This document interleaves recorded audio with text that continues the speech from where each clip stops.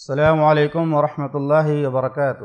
حامدا ومصلیا اما بعد، فقد قال اللہ تبارک وتعالی فی کتابہ المجید والفرقان الحمید: اعوذ باللہ من الشیطان الرجیم، بسم اللہ الرحمن الرحیم، انما نطعمکم لوجہ اللہ لا نرید منکم جزاء ولا شکورا، رب اشرح لی صدری ویسر لی امری واحلل عقدۃ من لسانی یفقہوا قولی، رب زدنی علما۔ نہ کچھ مال و دولت نہ دھن جائے گا، نہ کچھ مال و دولت نہ دھن جائے گا، فقط ساتھ تیرے کفن جائے گا۔ معزز محترم حاضرین مجلس، دینی اور اسلامی بھائیوں، آج کے اس مختصر سے درس میں انشاءاللہ میں آپ لوگوں کے سامنے صدقات و خیرات کے 5 عظیم الشان فائدے ذکر کروں گا۔ جو نیکیاں مرنے کے بعد ہمارے ساتھ جاتی ہیں، جو اعمال صالحہ جاتے ہیں، انہی نیکیوں میں ایک اہم نیکی صدقہ و خیرات ہے۔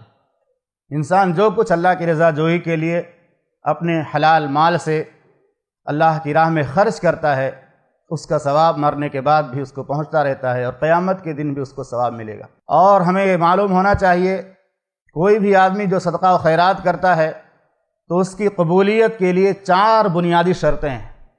پہلی شرط یہ ہے کہ اخلاص کے ساتھ خرچ کیا جائے، جیسا کہ اللہ رب العالمین نے سورہ دہر کے اندر ارشاد فرمایا: انما نطعمکم لوجہ اللہ لا نرید منکم جزاء ولا شکورا۔ ہم تم کو اللہ کی رضا جوئی اور خوشنودی کے لیے کھلاتے ہیں، ہم تم سے کوئی شکر گزاری اور بدلہ نہیں چاہتے۔ اور صدقات کی قبولیت کے لیے دوسری شرط یہ ہے کہ آدمی جو صدقہ کر رہا ہے وہ مال حلال سے ہو، حلال مال سے صدقہ کرے، جیسا کہ اللہ کے نبی صلی اللہ علیہ وسلم نے فرمایا: ان اللہ طیب لا یقبل الا طیبا۔ اور تیسری شرط یہ ہے کہ آدمی جب صدقہ کرے تو اس کے ذریعہ کسی کو تکلیف نہ پہنچائے، یعنی صدقہ دینے کے بعد جس کو صدقہ دیا ہے اس کو زک نہ پہنچائے، تکلیف نہ پہنچائے، جیسا کہ اللہ رب العالمین نے ارشاد فرمایا: یا ایھا الذین آمنوا لا تبطلوا صدقاتکم بالمن والاذی، کہ اے ایمان والو اپنے صدقات کو تکلیف دے کر کے اور احسان جتلا کر کے ضائع نہ کرو۔ تو صدقات کی قبولیت کے لیے 4 شرطیں ہیں۔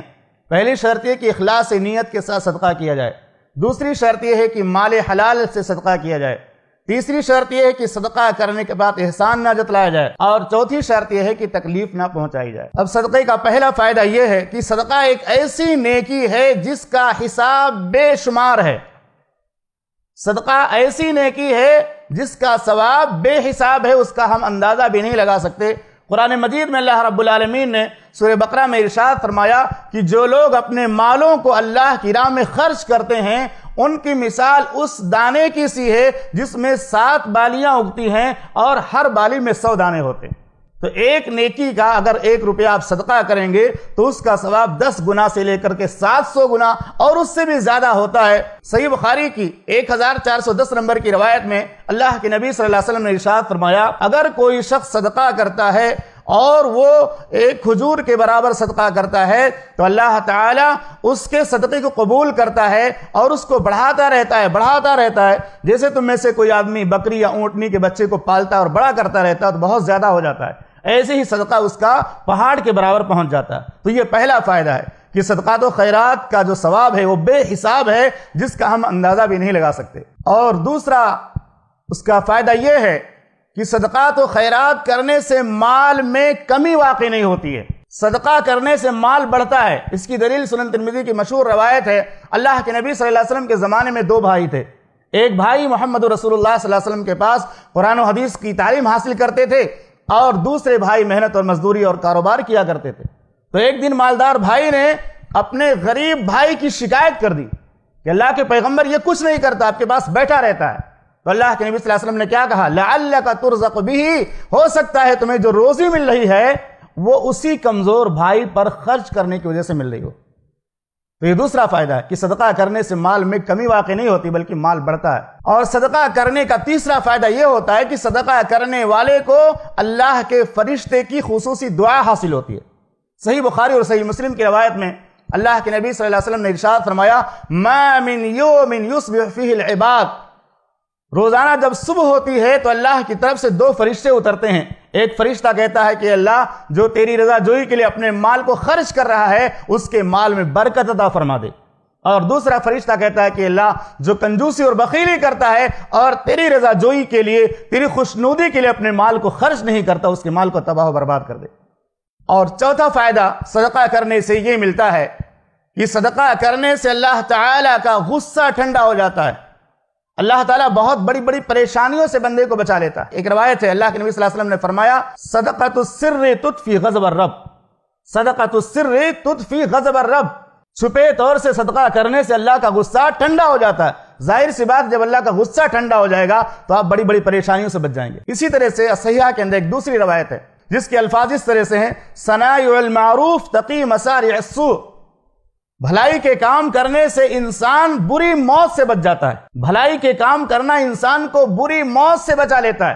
جیسے مثال کے طور سے کوئی آدمی بس میں بیٹھا, اپنا پاکٹ گھر میں بھول گیا, اس کے پاس کرائے کا پیسہ نہیں, آپ نے اس کو پیسہ دے دیا, اس کے کرائے کا پیسہ ادا کر دیا, یہ نیکی ہے.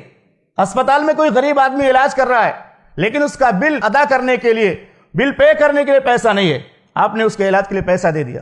تو اس طرح کی نیکیاں جو پیسے سے کی جاتی ہیں اور جو مشکل وقت میں کسی کے کام آتے ہیں تو اس کے ذریعے اللہ کا غصہ ٹھنڈا ہو جاتا ہے اور اللہ تعالیٰ بری موت سے بھی بچا لیتا ہے اور بہت بڑی بڑی پریشانیوں سے بھی بچا لیتا ہے. اور اسی طرح سے الصحیحہ کے 154 نمبر کی روایت ہے اللہ کے نبی صلی اللہ علیہ وسلم نے فرمایا عمر میں اگر کوئی چیز اضافہ کرتی ہے, عمر کے اضافے کا باعث اگر کوئی نیکی ہوتی ہے نا تو یہی بھلائی کے کام میں خرچ کرنا, صدقہ کرنا, بھلائی کے کام کرنا.